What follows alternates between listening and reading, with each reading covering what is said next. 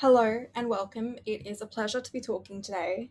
I will be sharing the importance of peer support and the current landscape of lived experience in eating disorders across Western Australia. I want to acknowledge first that I am recording this from Wajak Noongar. This always was and always will be Aboriginal land. I also thought it was relevant to include the West Australian golden wattle today, which in Aboriginal culture signifies deep connection to country, resilience, and renewal, and serves as a vital resource for food, medicine, and tools, which I believe is incredibly relevant with what we're talking about today. My name is Rachael. I would describe myself as an enthusiastic and passionate 23-year-old mental health, disability, and youth advocate, guided by my own lived experience. I have many roles. I'm on many councils, committees, I write, I do some public speaking, and I'm a bit of an amateur filmmaker. I'm also the CEO and founder of Integrity Initiative, which is a grassroots mental health movement to cultivate autonomy, dignity, and human rights in mental health conversations and care. But first and foremost, I am, like the rest of us, human. I centre my own lived experiences of mental health challenges, including an eating disorder. And beyond all else, I believe that it's what I've been through and experienced that supersedes any of the titles that I hold. With that, I also want to recognise the lived and living experience of everyone in the space today and beyond, all of those who've come before us, all of those who are yet to come, all of those who are still silently fighting. But on that note, what actually is lived experience? Well, there's no one definition for lived experience because it's different for everyone, and it's not something that any one definition can do complete justice to. These are all several different definitions, but there are some similarities between them all. In its essence, it's the places, spaces, people, interactions, memories, and the alignment of all of those factors that shape us, how we see the world, and how we experience it, as well as our interactions with others. But what these definitions miss is the difference between lived experience and lived experience as an expertise. The West Australian Lived Experience Peer Workforces Framework, released in October of 2022, provided a framework for lived experience in a professional sense. It defined lived experience work as a discipline that involves people using their experiences of mental health distress and or alcohol and other drug challenges to contribute to the health sector in a meaningful and transformative way. This is an important distinction from lived experience. Everyone has lived experience of different things from different lenses. Lived experience in our own life refers to the experiences that shape us and how we see and show up in the world. Our lived experience is influenced by multiple things, by our power, our privilege, and our perspective. Now, in the same way that everyone has lived experience, everyone can cook, again, to differing extents. This ability to cook is influenced by various different factors. Maybe that's skill, family recipes, personal taste, cultures, traditions, resources, and so much more. For some, this cooking ability might be limited to burnt toast, but others might be fantastic home cooks. Now, in both situations, it takes time, effort, practice, training, learning from mistakes, skill refinement, and hard work to translate that skill into an expertise. In my opinion, there's two key things to understand about lived experience which I commonly see being missed. One, that there is a difference between lived experience and lived experience expertise. And second of all, that whilst lived experience expertise is transferable, as it all boils down to those same fundamental values that underpin peer work, even the best peer workers can't understand experiences that they haven't had fully. That doesn't mean that they can't show kindness, compassion, and they can't show up, but it does mean that it's not the same when the fundamental experience is not there. I was working on a project and we were discussing the role of peer workers in eating disorder recovery. I was surprised to see a reflection on the effectiveness of lived experience workers. Now, a quote: "It was identified that recovery navigators didn't have the same understanding of subject matter knowledge required in eating disorders work, and that this sometimes caused issues with holding boundaries across the program." Why did this surprise me? Because it is such the opposite of what I know to be true.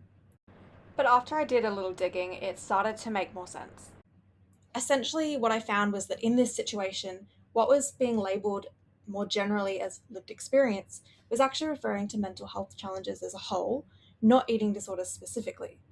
So going back to our chef analogy, it's a bit like bringing in a chef whose specialty is traditional Italian cuisine and expecting them to perform the role of a pastry chef. Sure, there's transferable skills, but fundamentally it's a different experience. No more, no less, but different. These values are transferable, regardless of diagnosis. Brokenness and isolation being replaced by belonging and community has value in any space. However, when it comes to eating disorders, there is an additional layer because the world is so deeply in the clutches of casually disordered habits, patterns, and behaviours. This is not something that can be casually unlearned, it has to be a conscious process. And this is a gap that I've noticed and that came up in that previous situation. The lack of understanding of eating disorders is heavily based on misconceptions even within the peer field. Butterfly Foundation commissioned Kantar Public to review and examine existing literature on the landscape of peer work in eating disorders care. And this review found that there's many benefits of peer work in eating disorders, both for mentors and mentees, including empowerment, hope, treatment attendance, and reduced isolation. It also called for an expansion of the lived experience eating disorder workforce. And this expansion to come with a centralized coordination body, a standardized practice framework, and a better understanding of peer work supported by recruitment, training, supervision, and adequate remuneration. Now, in my care, I didn't come across a peer worker for years. And what this meant was that I'd been made to feel broken my entire experience. It meant that there was a lack of genuine understanding of what it was like to have an eating disorder and to experience the trauma that came alongside it.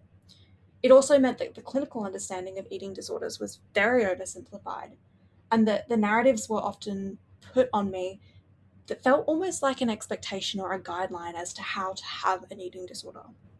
Going back to peer work, a justification for this gap that I hear frequently is that it's a new and emerging field.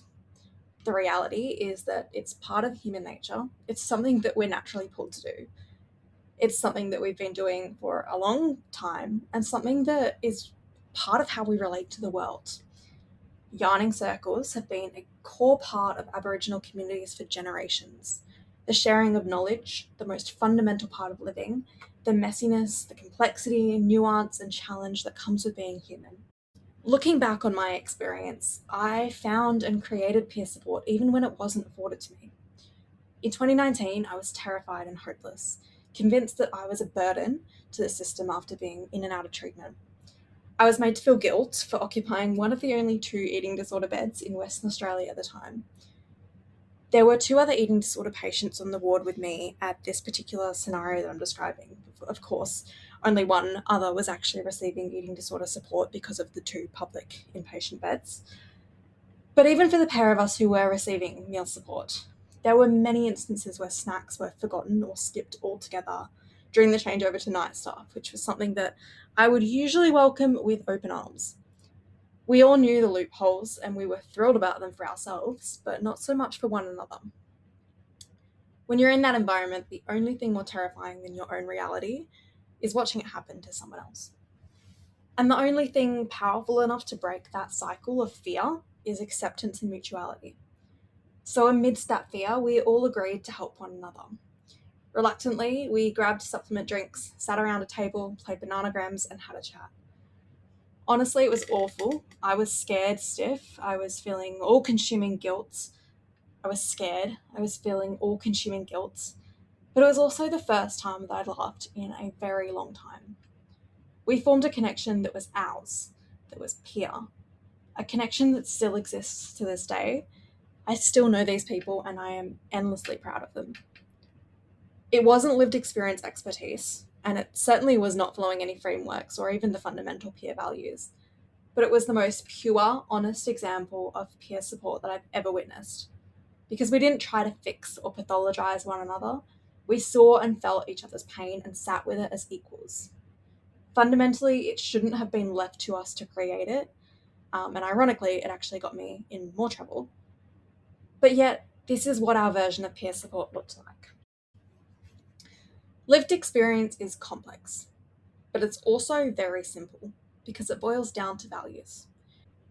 In the West Australian Lived Experience Peer Workforce Framework, these values are connection, authenticity, diversity, humanity, mutuality, and human rights.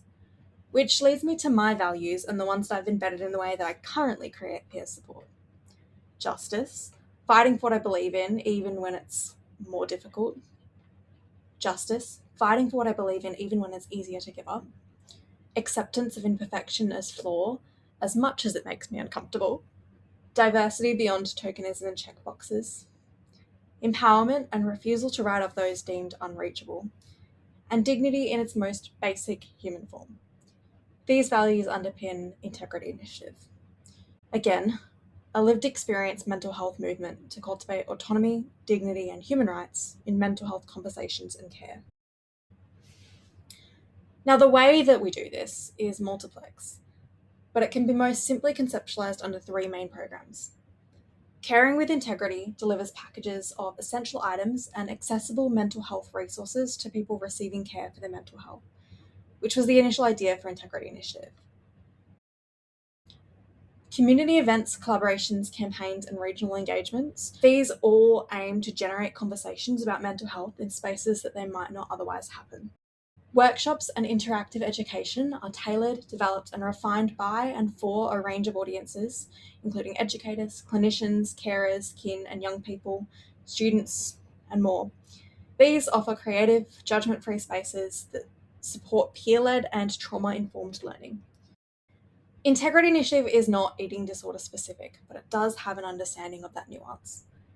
It actually did start as something that wanted to heavily focus on this space. However, the truth is that there's not the existing peer infrastructure to support it. So until there is, I will continue to find ways to call for a commitment to an eating disorder specific peer workforce that I believe we need. This is something that will happen when all avenues come together.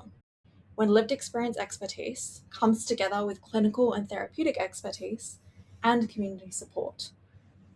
We'll see a world in which those experiencing eating disorders feel supported, not broken, and are equipped with the tools that they need to be well in whatever form that takes for them. So with that, I welcome anyone who believes in the potential that is eating disorder peer work and who sees the possibility of Integrity Initiative to reach out and connect. I've left the details to do so on the screen. Thank you greatly for your time and for your ongoing work in a sector that needs more passion, humanity, and lived experience.